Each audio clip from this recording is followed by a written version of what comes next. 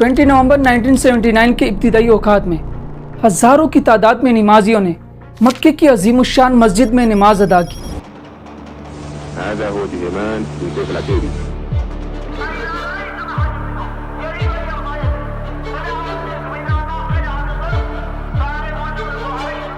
इस्लाम के मुकद्दस तरीन मंजर के सहन में गोलियों की आवाज़ें सुनाई दी, जिससे जाहिदीन के हुजूम में खौफ और डर पैदा हो गया।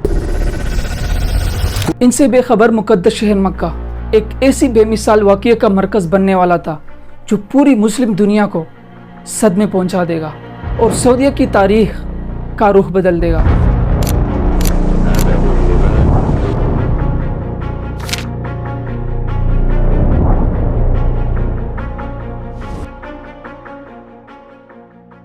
बुनियाद परस्त सऊदीया मुबल्लिग जोहिमान अल-उतैबी और इनके सैकड़ों मसले पैरोकारों को 4 दहाइयों से ज़्यादा का अरसा गुजर चुका है। मस्जिदुल हराम का मुहासरा, जहाँ तशद्दुद सख्ती से मना है और आले सऊद को गिराने का मुतालबा किया जा रहा था।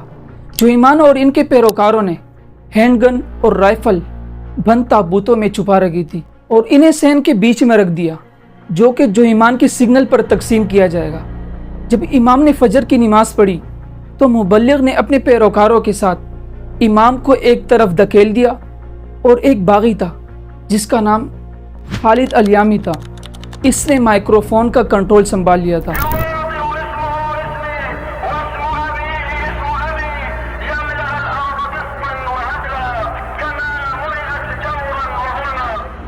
इस्लामी अकीदे में मेहदी आखिरी रहनुमा है और ख़याल किया जाता है कि वो दुनिया को बुराई और अदम मसावात से निजात दिलाने के लिए आखिर वक्त में ज़ाहिर होंगे। जोहिमान का पैगाम हज़ारों नमाज़ों को नशर करना, अब यरगमाल बनाना बिल्कुल वाज़िह था। बुराई बिलाशुबा सऊदीया शाही ख़ानदान की थी। मुबल्लिग खालिद अल-यामी जो जोहिमान के पैरोकार है, इसने दावा किया है कि अनगिनत नज़ारों ने मेहदी के आने की तस्दीक की। अल-यामी ने कहा, सैकड़ों मुसलमानों ने इसे ख्वाबों में देखा था। जोहिमान के मुताबिक मेहदी मुसलमानों में से थे और अब वो इनके दरमियान था। मेहदी का नाम मोहम्मद बिन अब्दुल्ला अल-कहतानी था। जोहिमान को तकरीर में खलल डालते हुए सुना जा सकता है। मसाजिद के मीनारों के ऊपर स्नाइपर को अपनी पोजीशन संभालने की दावत दी जा रही थी।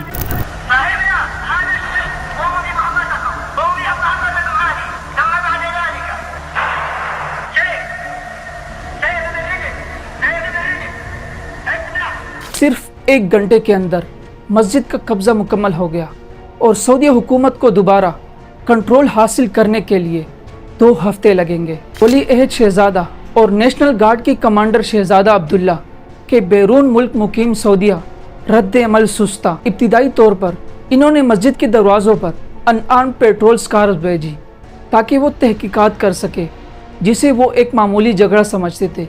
ये तब तक था जब तक कि अफसरान शदीद फायरिंग की जिद में ना आए। आखिरकार सूरत हाल की संगीन वाजिया हो चुकी थी। सऊदी फ़ौज और नेशनल गार्ड ने मस्जिद पर दोबारा कंट्रोल हासिल करने की कोशिश की।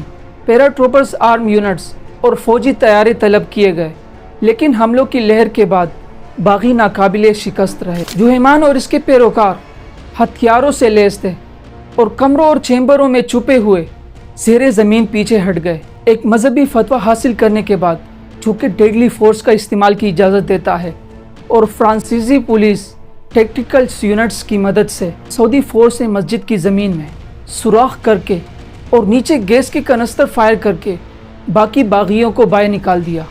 जोहिमान और इसके पैरोकारों ने थोड़ी देर बाद हथियार डाल दिए। 14 दिन की शदीद लड़ाई के बाद, जिसमें 256 हाजी फौजी और मिलिटेंट्स मारे गए, आखिरकार ये सेज यानी मुहासरा ख़त्म हो गया। जोहिमान और 63 दीगर बागियों को मुल्क के 8 शहरों में सरेआम फांसी दी गई। जोहिमान के अमाल जितने इंतहाई थे, इसके अकायद एक बढ़ती हुई मजहबी कदामत पसंद तहरीक का हिस्सा थे, जो मुमलिकत में जद्दोजहद के उरूज को हकीर समझते हैं। जो हुक्मरान शाही ख़ानदान पर एक हद तक कंट्रोल रखते थे, दर हकीकत हरम की हुर्मत की सरीख खिलाफ वर्जी के बावजूद उलमा ने जोहिमान और इसके पैरोकार को गैर मुस्लिम नहीं कहा, बल्कि इन्हें अल जमाअतुल मुसल्लह यानी दी आर्म ग्रुप कहा।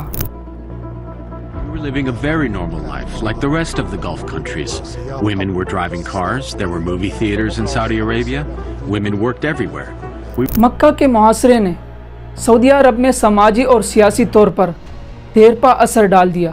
یہ ملک کی تاریخ کا ایک اہم لمحہ تھا. یہ واضح تھا کہ ملک کے مقدس مقامات کو انتہا پسندی خطرات تھے اور سخت سیکیورٹی اور انسداد دہشت گردی کی کوششوں کو نافذ کیا گیا، لیکن زیادہ نمایاں طور پر جدید کاری کی کوششیں رکھی گئی. شاہ خالد نے علماء دے کر انتہا پسند بغاوت پر رد عمل کا انتخاب کیا اور مذہبی قدامت پسندوں کی مزید طاقت نے عقلی دائیں کی دوران اخبارات میں خواتین کی تصویروں پر پابندی لگا دی، جن سے پہلے خواتین ٹی وی پریزنٹیشن کرتی تھی، اور موسیقی کی دکانیں بالکل بند ہو گئی.